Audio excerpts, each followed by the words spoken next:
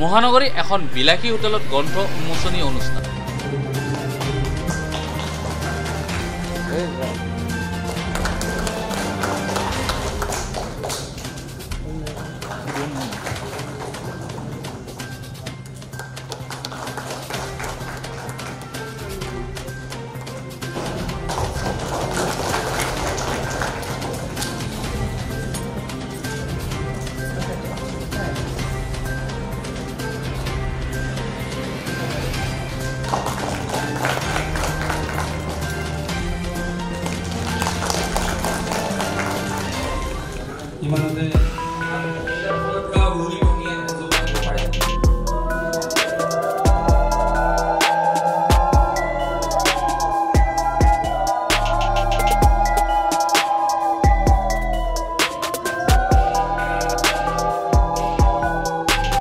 অনুষ্ঠানত দুটা মেপল পাতৰ বিসৰ্জন শীৰ্ষক উপন্যাস উন্মোচন। উপন্যাসখনৰ লেখক অধিবক্তা পবিত্ৰ হাজৰিকা। 460 পৃষ্ঠাজোৰা উপন্যাসখন প্ৰকাশ কৰি উলিয়াইছে জ্যোতি প্ৰকাশনে। উপন্যাসখনৰ উন্মোচক বিশিষ্ট লেখক ঔপন্যাসিক ফণীন্দ্ৰ কুমাৰ চৌধুৰী। অনুষ্ঠানত নিৰ্দিষ্ট বক্তা হিচাপে উপস্থিত বিশিষ্ট লেখক সমালোচক শিক্ষাবিদ ডক্টৰ দয়ানন্দ পাঠক।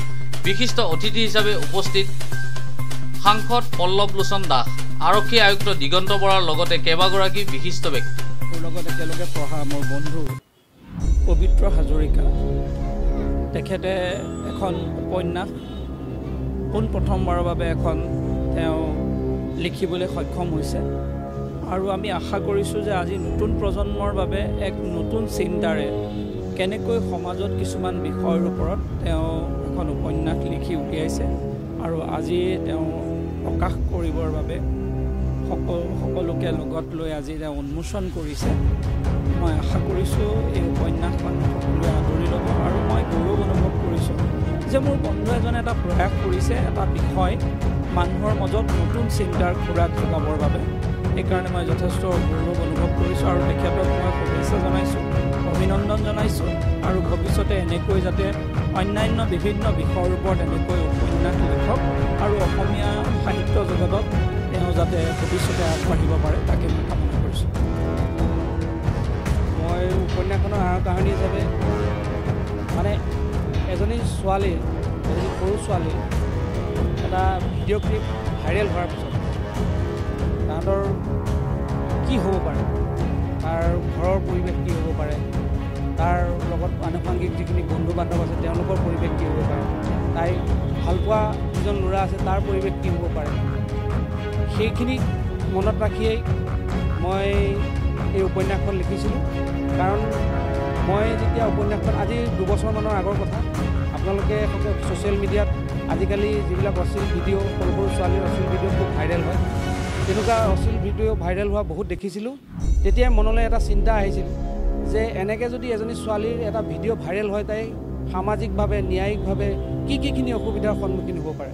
এই ছোৱালীজনীৰ কোনোবা এজন যদি বন্ধু আছে, ছোৱালীৰ যদি এটা পৰিয়াল আছে, ছোৱালীৰ যদি এটা ভালপোৱা ল'ৰা আছে, তাত কিখিনি সমস্যাৰ সন্মুখীন হ'ব পাৰে, কেনেকৈ এটা বিধ্বস্ত হ'ব পাৰে এটা পৰিয়াল, তাক লৈয়ে লিখিছিলোঁ। তাক লৈ চিন্তা এটা অনুভৱ হৈছিলে, তাকে লৈ আৰম্ভ কৰিছিলোঁ লিখিবলৈ। আৰু মোৰ নিজৰে মানে এটা ব্যক্তিগত আশা আছিল যে মই এজন IAS অফিচাৰ এটা হ'ম, গতিকে সেইটোতো মোৰ আশা আছিল। সেইকাৰণে মোৰ নায়কজনক IAS অফিচাৰ এজন, তেওঁ এই যিজনী নায়িকা আছে নায়িকাৰ হেৰি হয় ভাল পাইছিল। স্কুল কলেজত পঢ়ি থাকোঁতেই ছোৱালীজনী এটা ভিডিঅ' ভাইৰেল হৈছিল আৰু তেতিয়া সকলোৱে তেওঁ এই ল'ৰাজনকে দোষী বুলি সাব্যস্ত কৰিছিল, জেললৈও গৈছিলে, থানাৰ পৰা উলিয়াই আনিলে। তাৰপিছত সেই চেলেঞ্জত ছোৱালীজনী গৈ পেলাই এটা NGOত কাম কৰি পেলাই আমেৰিকা পাইগৈ আৰু ল'ৰাজনে নিজকে প্ৰতিষ্ঠা কৰিম বুলি ভাবিয়েই IAS অফিচাৰ হয়। IAS অফিচাৰ হওঁতে তেওঁলোকৰ বান্ধৱী মাৰোৱাৰী ছোৱালী হয়, উৰ্মিলা বুলি এটা কেৰেক্টাৰ ইয়াত ৰাখিছোঁ। তেওঁলোকে তাতে IAS কৰাৰ পিছত সি নিজৰ জেগাখনলৈ যেতিয়া উভতি আহে যে IAS অফিচাৰ হিচাপে উভতি আহি তাৰ পুৰণা কথাখিনি মনত কৰে। তাৰ বন্ধুজন বিচাৰি যায়, কলেজৰ বন্ধুজন বিচাৰি যায়, তাৰ প্ৰেমিকাক বিচাৰি যায়, তাকে লৈ মই উপন্যাসখন আৰম্ভ কৰিছোঁ, লিখিছোঁ। উপন্যাসখনত মোৰ পটভূমি হিচাপে অসম আৰু যিজনী মই উৰ্মিলা বুলি আপোনাক চৰিত্ৰৰ কথা কৈছোঁ, মাৰোৱাৰী ছোৱালী, সেইজনী ছোৱালীজনী মই পটভূমি